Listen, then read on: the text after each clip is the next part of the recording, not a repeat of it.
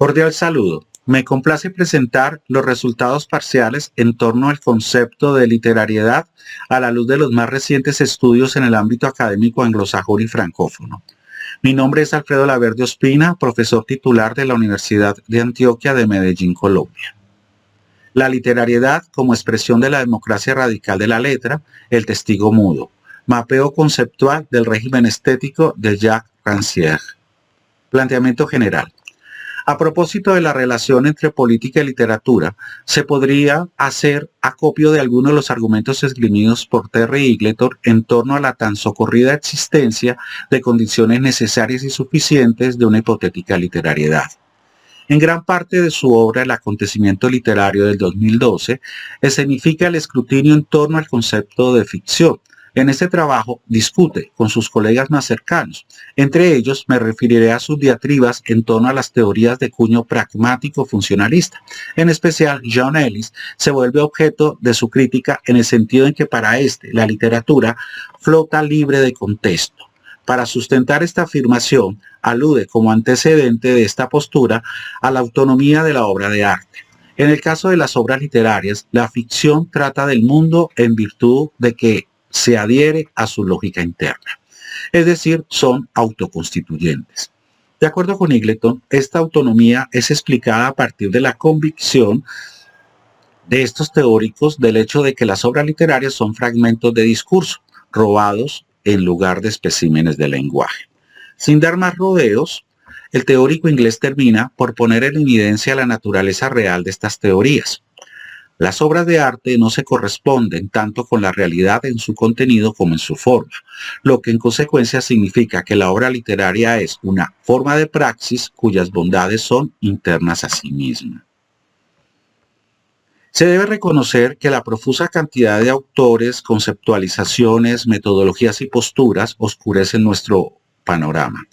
En opinión de Edmund Crowe, es un horizonte variopinto en el que conviven multiplicidad de concepciones del objeto, objetivos y aparatos conceptuales. La única recurrencia es la concepción de la literatura como práctica social, aunque con diversas acepciones en relación con la misma. En el caso de autores como Terry Eagleton y Fredric Jameson, las posturas varían entre ellos e incluso entre sí mismos. Eagleton inicia sus trabajos sobre marxismo y crítica literaria de 1976, adoptando la postura althuseriana, al afirmar que la crítica marxista parte de un corpus de análisis teórico que trata de explicar el funcionamiento de las ideologías, ideas, valores y sentimientos a través de los cuales los hombres perciben su sociedad en diferentes épocas. Y muchas de esas ideas, valores y sentimientos solo se vuelven visibles en la literatura. Posteriormente, en Walter Benjamin o Hacia una crítica revolucionaria de 1998, efectúa un giro radical con respecto a su concepción de la crítica y la literatura. En primer lugar, la literatura es el espacio de la huella, como aquello que denota su historicidad. Las cicatrices que ha acumulado a mano de los usuarios, la impronta visible de sus varias funciones.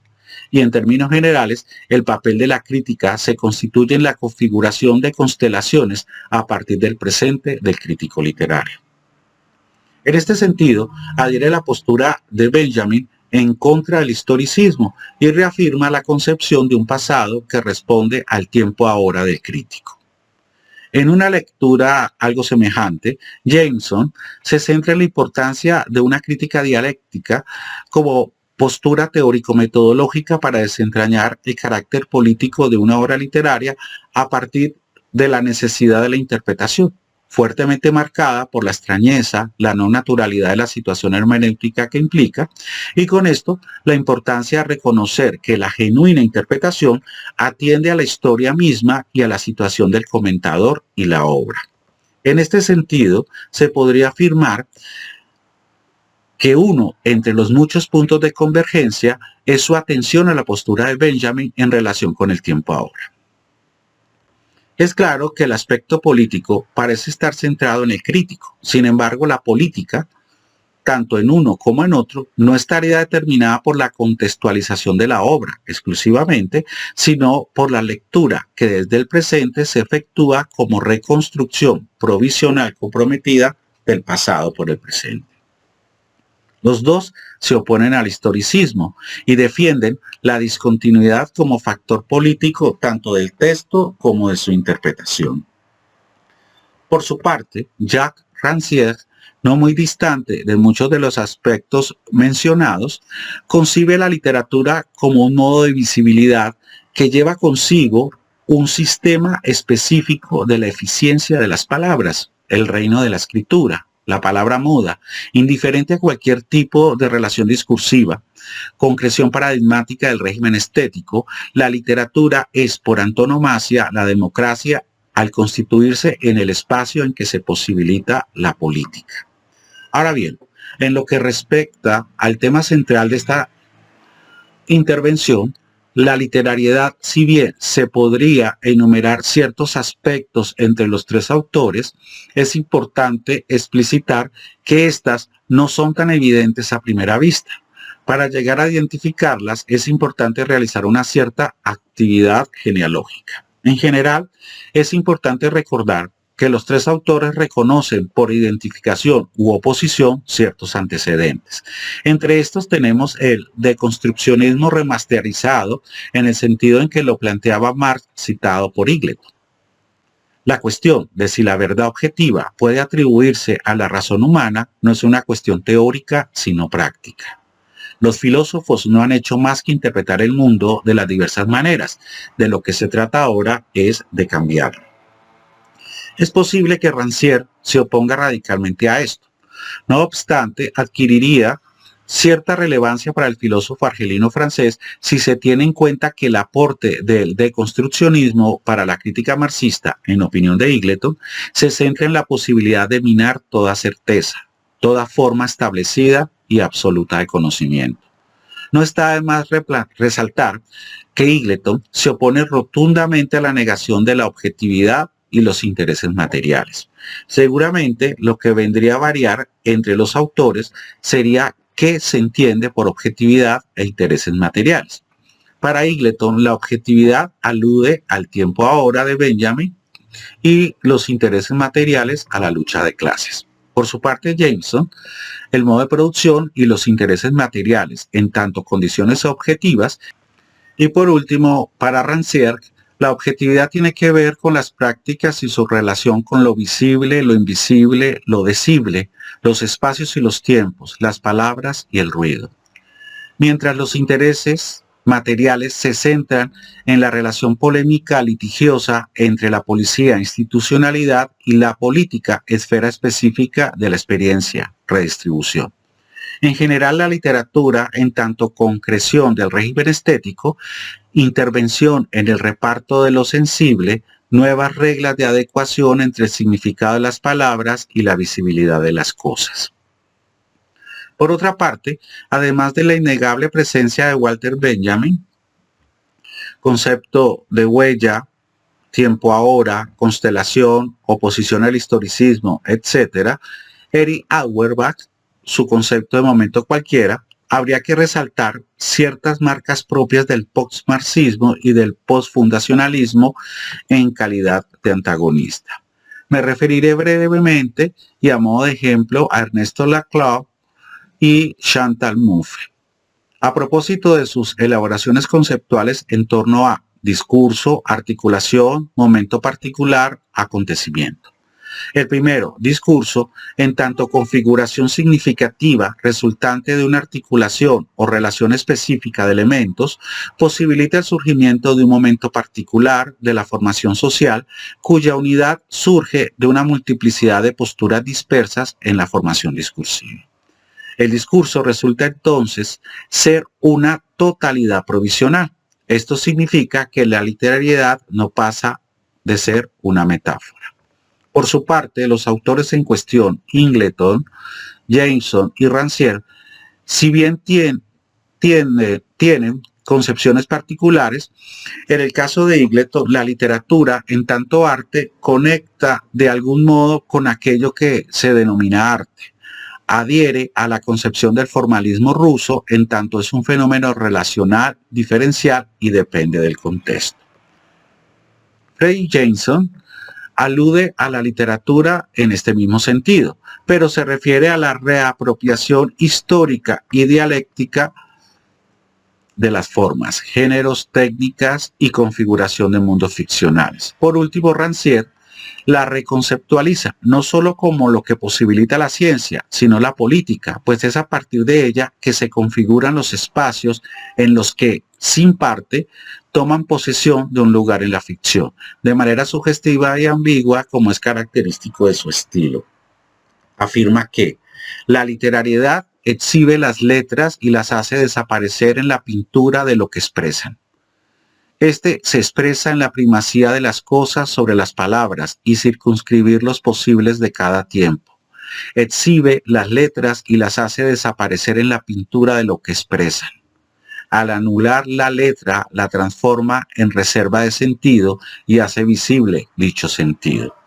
Esto lo afirma en el contexto del estudio de la historia como ciencia, a partir de la literatura o democratización. Desde esta perspectiva, lo planteado por el filósofo se centra en lo que él denomina poética del saber, o el estudio de los procedimientos literarios por medio de los cuales un discurso se sustrae de la literatura, se da un estatuto de ciencia y lo significa. En definitiva, la gran revolución se da en lo que denomina el testigo mudo, a quien el intelectual hace hablar, haciéndolo callarse. No está de más resaltar la afinidad indiscutible de esta postura con lo planteado por Walter Benjamin. El tema en cuestión.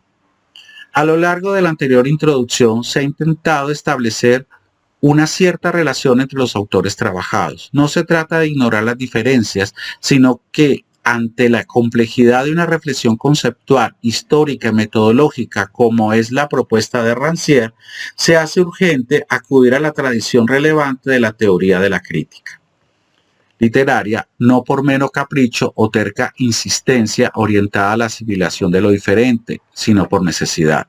En primer lugar, es clara la presencia de Walter Benjamin a partir del Jet Set, tiempo ahora, en lo que respecta a la implicación entre temporalidad y subjetividad como herramienta conceptual para oponerse al historicismo, dirigido a la destrucción del continuum de la historia. En clara oposición a la forma de producir la historia por aquellos que dominan, Eagleton adopta la postura propia de Bakhtin y la semiótica estética al referirse a la forma del contenido no como estructura, sino estructurante. La historia es lo que se reconstruye a partir del presente y en la literatura se configura en la interpretación. Jameson se refiere a un inconsciente político. Esto, a mi modo de ver, alude a la existencia de una estructura implícita. Esta estructura no objetiva, ausente, sistema entero de relaciones que responden al modo de producción con toda su complejidad y su concreción en la lucha de clases.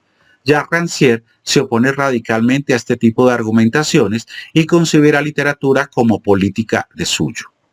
No se denuncia, tampoco requiere de lecturas sintomáticas o interpretaciones. La literatura, en tanto escritura y régimen de visibilidad, se constituye en un espacio propio de la política. En este sentido en el que se puede identificar las verdaderas semejanzas. En primer lugar, en Jameson es importante la diferencia que hace entre el recit y roman. El recit, el primero, o relato, se ocupa de acontecimientos pasados, quedados en la historia, cuenta, y la segunda, roman o novela, presente existencial, muestra, es una vivencia. De acuerdo con esta diferenciación, el realismo no cuenta, sino que escenifica, muestra. En términos de Rancière, alude a la oposición entre el régimen representativo versus régimen estético. En este sentido, la ficción y la antirrepresentación ranceriana para Jameson se traduce en la diferencia entre la emoción y el afecto. La primera relacionada con la retórica, como la teatralidad de un lenguaje esencialmente expresivo, en oposición al afecto o lo poético, la escena. El presente eterno, la conciencia, lo que significa el contraste entre decir y sentir. Estas relaciones se confirman en el momento en que Jameson diagnostica en la novela realista el desplazamiento del foco de interés del personaje principal a los personajes secundarios. Eagleton comparte esta misma perspectiva al distanciarse del discurso literario, estético y retórico. Para Rancière, como ya se ha afirmado, se da en el desplazamiento entre el régimen representativo y el estético. Los tres coinciden en que la literatura se constituye en vivencia. Lo que los diferencia es el camino que debe tomar el crítico, ya sea vía la interpretación histórico-dialéctica de Jameson, antihistoricista de Eagleton y política de Rancière. Por último, la literariedad es vista por los tres autores en algunos aspectos de forma semejante. Los tres coinciden en que no es una propiedad del lenguaje literario, no obstante sus perspectivas varían. Para Rancière, en la literatura, la literariedad es objeto de una argumentación circular. Si bien no cuenta como factor determinante la literatura, sí lo es la democracia radical de la letra de la que todos pueden servirse. La literariedad se constituye en un régimen de verdad, no privativa de la literatura, sino inseparable del régimen estético que funciona sobre el principio poético de la indiscernibilidad. Afirma, exhibe las letras y las hace desaparecer en la pintura de lo que expresa. En el ámbito de la historia, se expresa a través del testigo mudo a quien el intelectual hace hablar, haciéndolo callarse. Es decir, al anular la letra del otro, la transforma en reserva de sentido y hace visible dicho sentido. Esta es una clara alusión a la diferencia entre emoción y afecto de Jameson. En el caso de Eagleton, como se ha dicho arriba, adhiere a la concepción del formalismo ruso, aclarando que estos se proponen definir la literariedad y no a la literatura, y la consideran un fenómeno relacional, diferencial y depende del contexto. Es así como afirma que si se acepta que la literatura se compone de aquellos escritos que van más allá del contexto pragmático o son inducidos a ellos, entonces se tiene la clave inmediata en relación con su poder. Esto debido a que la literatura confiere a sus proposiciones una fuerza particularmente concreta. Lo estético es el más descarnado paradigma de lo ideológico que se posee, pues lo más escurridizo del discurso ideológico es que parezca describir un objeto real cuando nos está reconduciendo inexorablemente a lo emotivo. El lenguaje ideológico es el del deseo, maldición, temor, denigración. La estructura cognitiva del discurso ideológico está subordinada a su estructura emotiva. A esta altura de mi lectura es evidente que no todo está muy claro. Soy consciente de que ante las dificultades comprensivas que me han generado los autores, me resta una lectura en constelación, discontinua. Lo que sí es cierto es que inevitablemente es una aproximación política y en eso estoy en sintonía con cada uno de los autores mencionados.